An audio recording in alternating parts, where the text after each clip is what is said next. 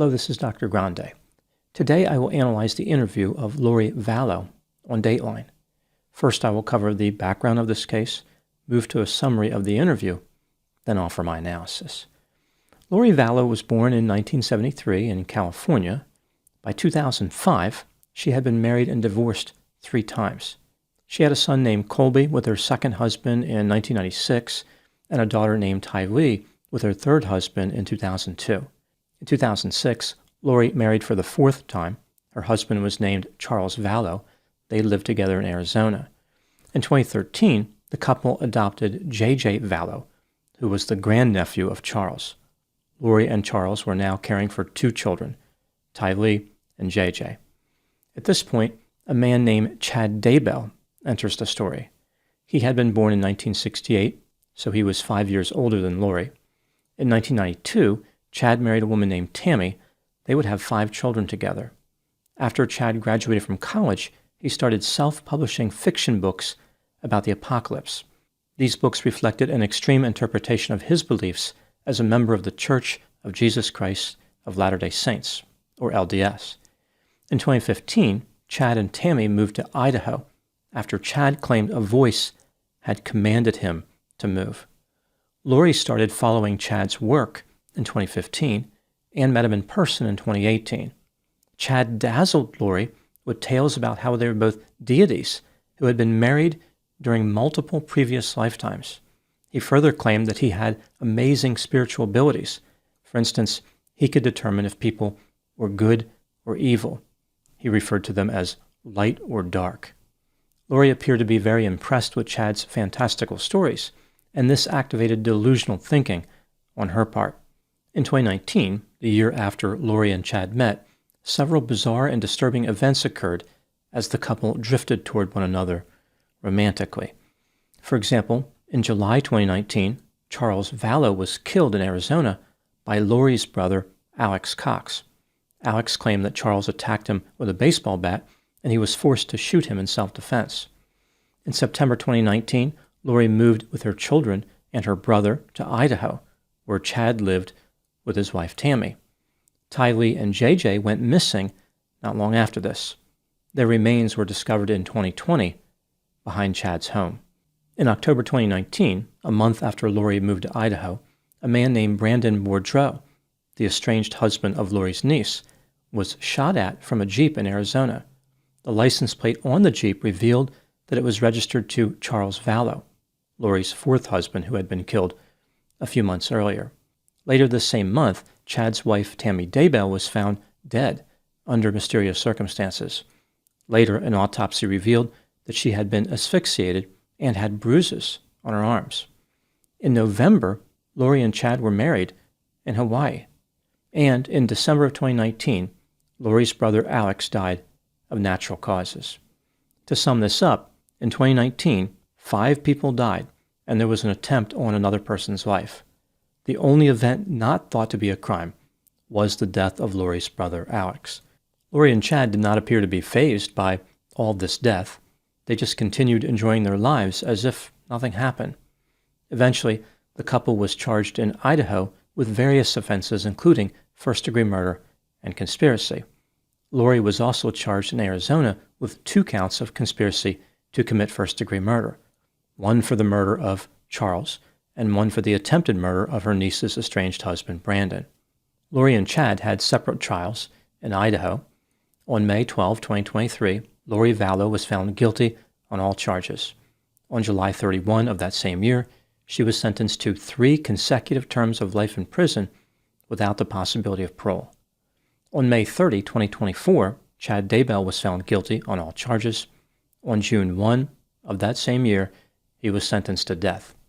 At the time I'm making this video, Lori is in Arizona awaiting trial for the 2 conspiracy charges. The first trial, for the murder of Charles Vallow, is scheduled to start on March 31, 2025. The second trial, for the attempted murder of Brandon Boudreaux, will take place right after that. Lori Vallow will be representing herself in these 2 upcoming trials. Now moving to the summary of the interview with Dateline. Keith Morrison from the NBC true crime series Dateline conducted a jailhouse interview with Lori Vallow in Arizona. Dateline was only given 90 minutes for the interview, which is not much time when dealing with somebody who admires tangents as much as Lori. The episode premiered on March 7, 2025, and was mostly a summary of the criminal adventures of Lori and Chad.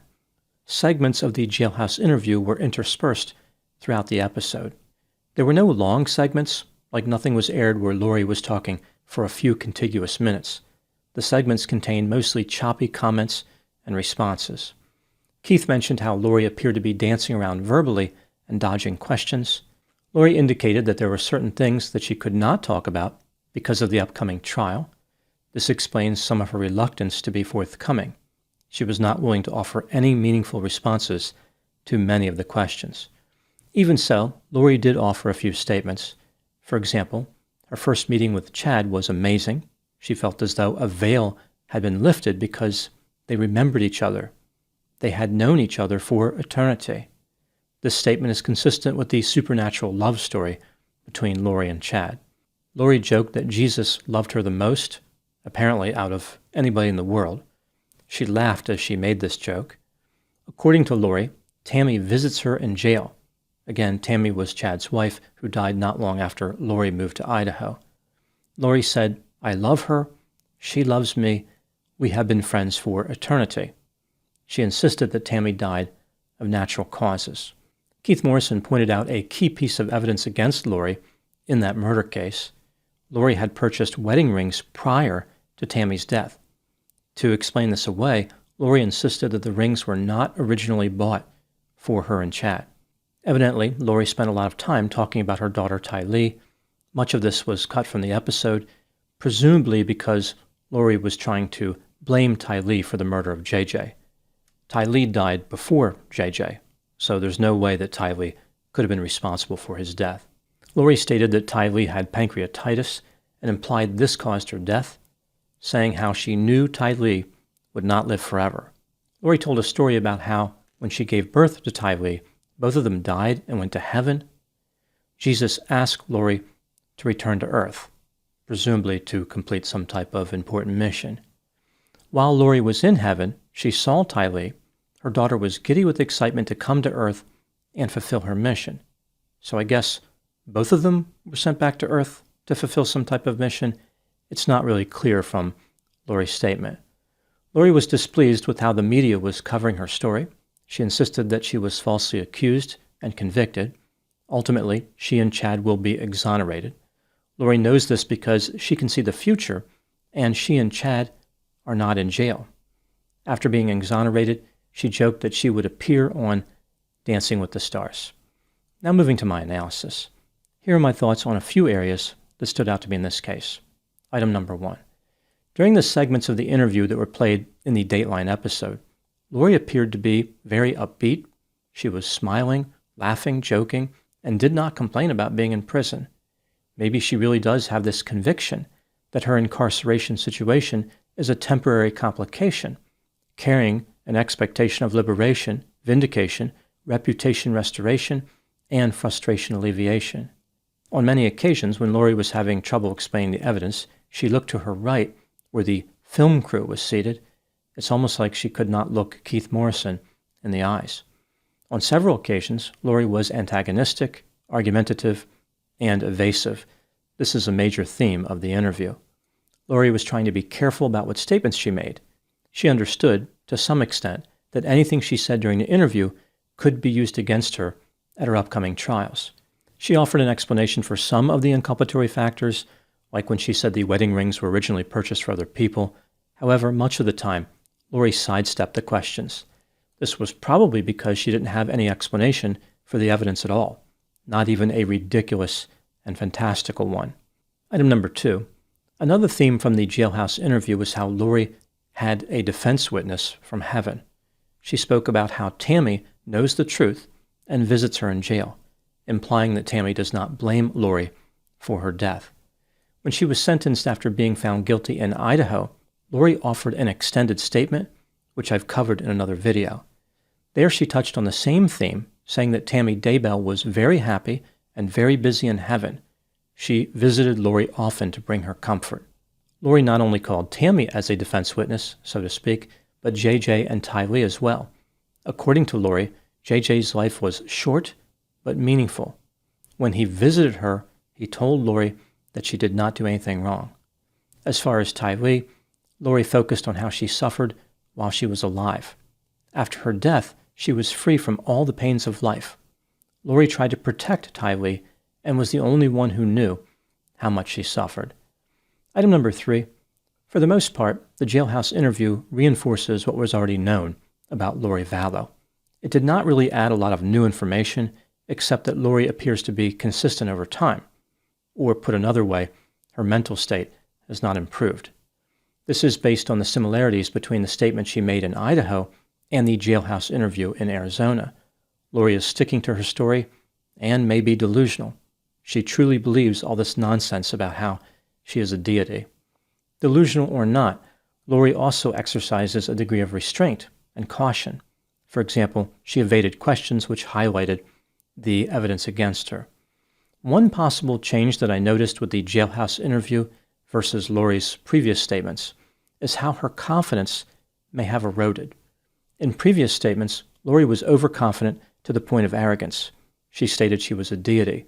She implied that her arrest and conviction were part of a master plan. And what non-deities do to her, like putting her in prison, is irrelevant. She will continue to be a deity. Lori never begged for mercy.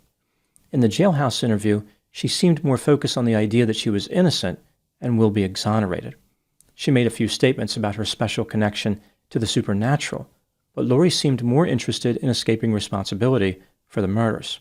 It's almost like Lori now believes she needs to convince people of her innocence, whereas before, that was beneath her status as a deity. Item number 4.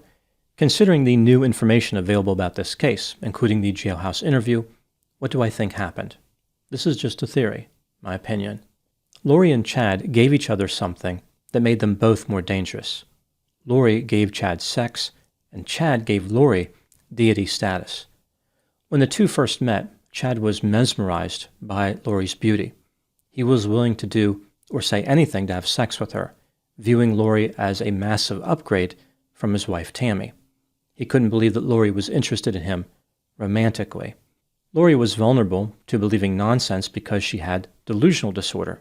She was diagnosed with this in 2021, but probably developed symptoms years earlier.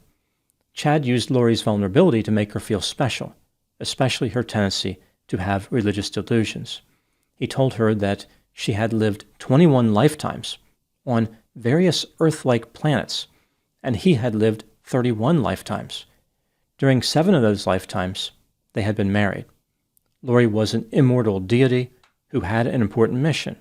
She was to lead the 144,000 from the Book of Revelation into the millennium. Lori received spiritual revelations and visions to help her prepare the chosen to live in the New Jerusalem after the Great War. In Chad, Lori had finally found someone who encouraged her nonsensical beliefs.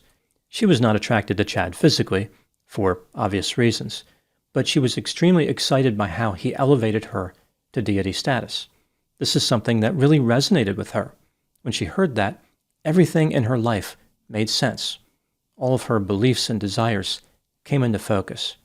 She had always believed she was special, and here comes this unattractive and unsuccessful self-published author reinforcing her delusion. It's everything she could have dreamed of. She had set the bar very low as far as what type of authority figure she would believe, and Chad was up for the challenge. It was a recipe for disaster. As the relationship progressed, the couple became aware of various roadblocks in the form of Charles, Tammy, JJ, and Ty Lee. These individuals were obstacles to the magical romance. In order to justify killing them, the couple blamed demons, claiming the 4 people were possessed and essentially zombies. They had transformed from human beings to the undead. In this way, the murders were not only justified, the victims were happy to die and go on to their great reward in heaven. Now moving to my final thoughts. Lori was particularly dangerous not only because she was delusional, but because she understood the importance of concealing some of her delusional thinking. For example, before Charles was killed, she convinced a mental health clinician that she was not delusional. Lori also had support from her lover Chad and from her brother Alex. This case highlights the dangers of supplying a delusional person with any form of power. Those are my thoughts on the case of Lori Vallow. Thank you so much for watching. I'll talk to you soon.